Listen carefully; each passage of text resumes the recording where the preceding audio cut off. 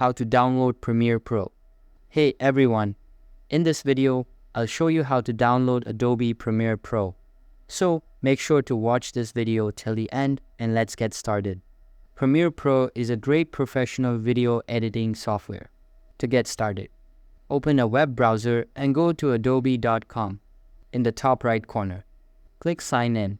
If you don't have an Adobe account yet, create one and then sign in.